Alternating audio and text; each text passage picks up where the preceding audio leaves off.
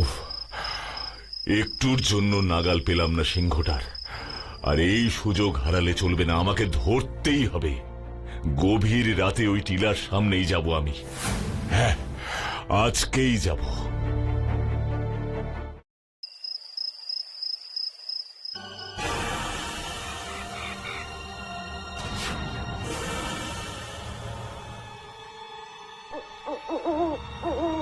যাই হয়ে যাক, আজ আমি আর এখান থেকে নড়ছি না।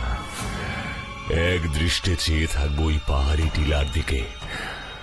দেখতে হবে, আমাকে দেখতেই হবে ওই সিংহকে।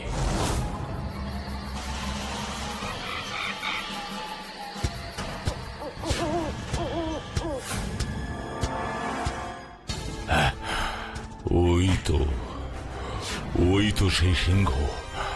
আমাকে এবার দেখতেই হবে। ওই তো, ওর মুখে একটা পুটুলি।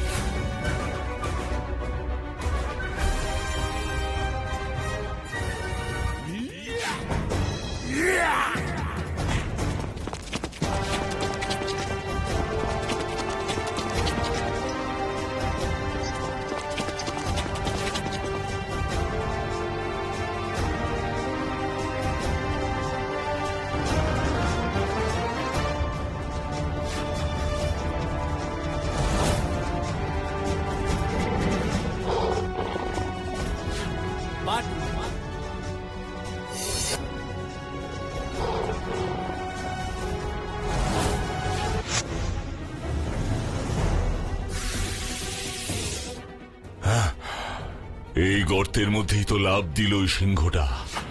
আমাকে ওখানেই যেতে হবে। দেখতেই হবে কি আছে নিচে ওই গর্তের মধ্যে।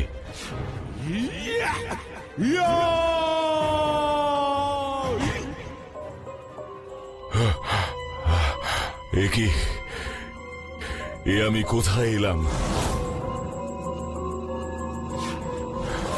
এটা তো একটা পুরনো মন্দির, কিন্তু ওই সিংহটা কোথায়?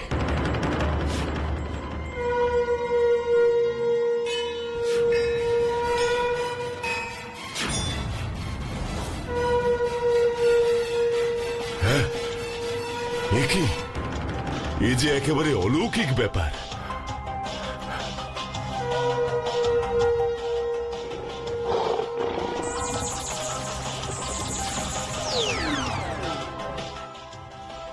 সত্যি অলৌকিক। আমি তো নিজের চোখকেই বিশ্বাস করতে পারছি না। এই সিংহটা জীবন্ত অবস্থায় এভাবে চোখের সামনেই পাথরের হয়ে গেল। তাই মনে হয় এই অলৌকিক সিংহকে কেউ ঘুম পাড়ানি গুলি ছুড়ে স্পর্শ করতে পারত না। মাগো, তুমি আমার প্রণাম নিও।